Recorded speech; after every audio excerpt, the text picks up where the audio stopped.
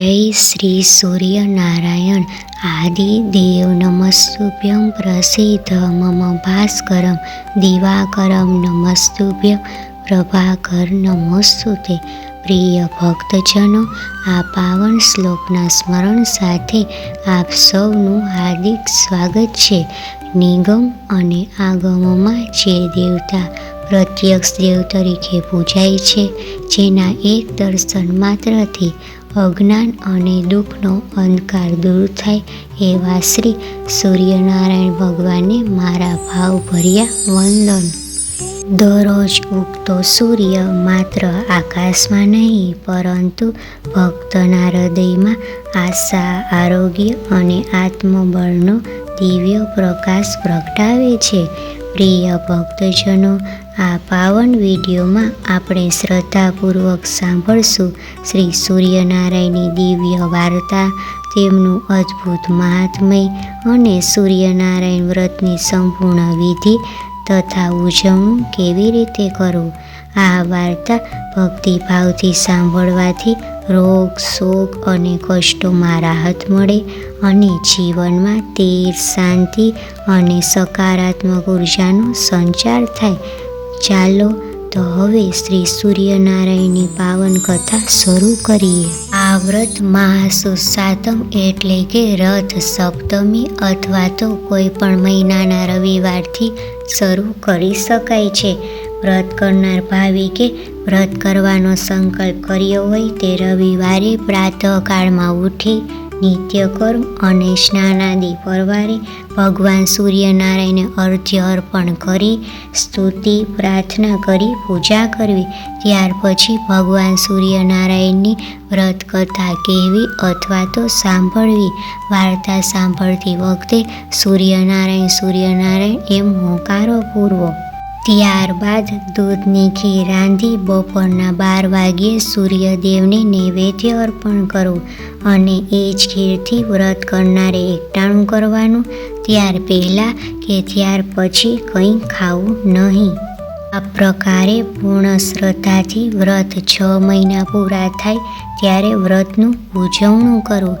ઉજવણામાં 4.25 share ઘઉંનો લોટ અને 1.25 share ઘી અને 1.25 શેર ગોળ નાખી તેના લાડુ બનાવવા। એ લાડુના 4 ભાગ પાડવા। એક ભાગ રમતા બાળકને આપો, બીજો ભાગ ગાયોના ગોવાળને આપો, ત્રીજો ભાગ માળીને આપો અને ચોથો ભાગ સુપાત્ર અતિથિને જમાડવો। આ પ્રમાણે ઉજવણું કરવું। હવે આપણે ભગવાન સૂર્યનારાયણની વાર્તા સાંભળીશું। સૂર્યનારાયણ જંગલમાં રહેતા હતા। એક દિવસ એમણે એમની માને કહ્યું, માં મારો વિવાહ કરો ને। ત્યારે એમની માએ જવાબ આપ્યો, બેટા, આ જંગલમાં એવું કોણ હોય કે એની સાથે તારો વિવાહ કરું?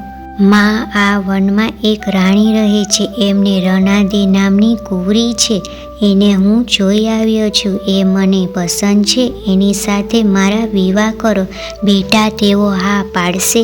એકવાર પૂછી તો જુઓ।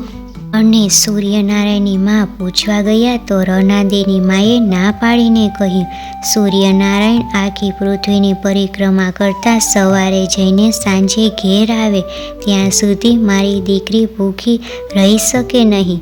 એટલે માં પાછા આવ્યા। બીજે દિવસે સૂર્યનારાયણ કહે, માં, આજે રનાદે આપણે ત્યાં તાવડી માગવા આવશે તો તમે આપજો, પણ એમ કહેજો કે જો એ ફૂટશે તો દીકરીને બદલે દીકરી લઈશ। માએ કહ્યું, સારું। બીજે દિવસે રનાદે તાવડી લેવા આવ્યા ત્યારે આ શરત કરવામાં આવી। એ શરત કરીને તાવડી લઈ ગયા। રોટલા ઘડાઈ ગયા અને રનાદે અને તેની માએ ખાધું। પછી રનાદે તાવડી આપવા ગયા ત્યાં રસ્તામાં 2 સાંઢ લડતા રનાદે સાથે અથડાયા। એમાં તાવડી ફૂટી ગઈ। એટલે શરત પ્રમાણે એના વિવાહ સૂર્યનારાયણ સાથે કરવામાં આવ્યા। બીજે દિવસે સૂર્યનારાયણ રનાદેને પરણીને લઈ ગયા। સૂર્યનારાયણ તો સવારે ફરવા જાય અને સાંજા પાછા ઘેર આવે।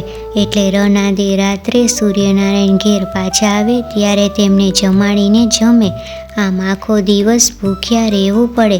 આથી રનાદે તો સુકાતા ચાલ્યા।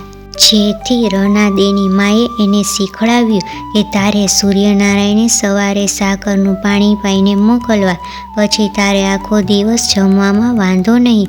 પણ સૂર્યનારાયણે તો ના પાડી. એમણે કહ્યું, આખી પૃથ્વીના જીવ માત્રનું હું પૂરું ન કરું ત્યાં સુધી મારાથી પાણી પણ ન પીવાય.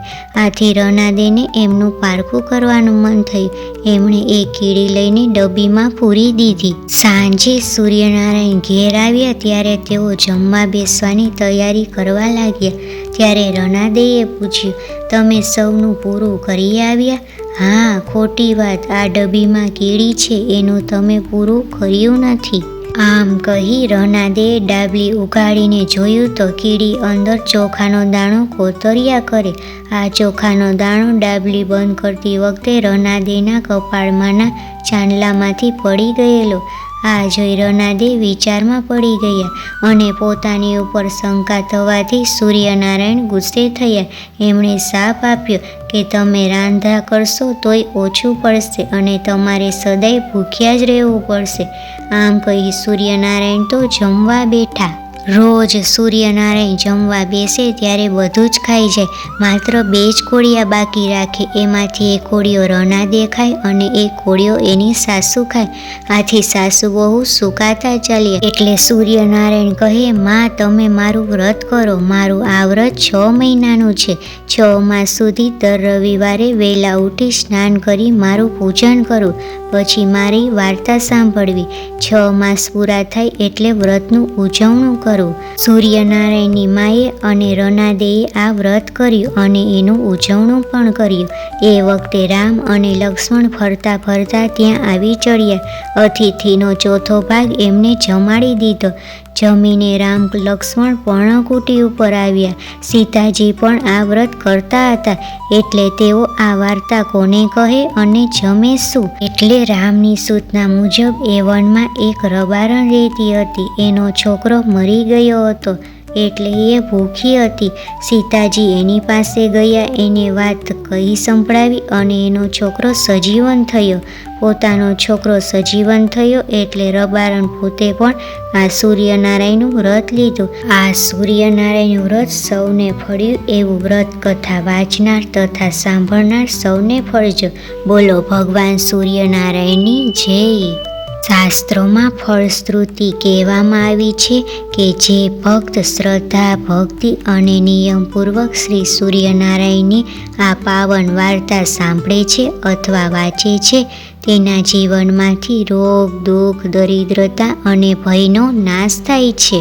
શ્રી સૂર્યદેવની કૃપાથી આરોગ્યમાં વૃદ્ધિ થાય, દીર્ઘાયુષ્ય પ્રાપ્ત થાય, બુદ્ધિ, તેજ અને આત્મવિશ્વાસ વધે છે અને કર્મબંધી દુષ્પ્રભાવ શાંત થાય છે.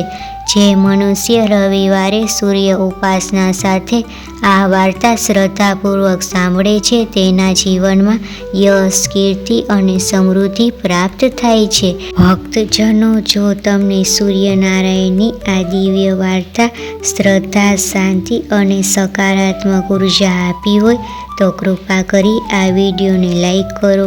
આવી શાસ્ત્રોક્ત અને ભક્તિભાવથી ભરેલી સનાતન ધર્મની વાર્તાઓ નિયમિત સાંભળવા માટે અમારા ચેનલને સબસ્ક્રાઈબ કરો અને આ કલ્યાણકારી કથા તમારા પરિવાર અને મિત્રો સુધી શેર કરીને પુણ્યના ભાગીદાર બનો. જય શ્રી સૂર્યનારાયણ દેવ.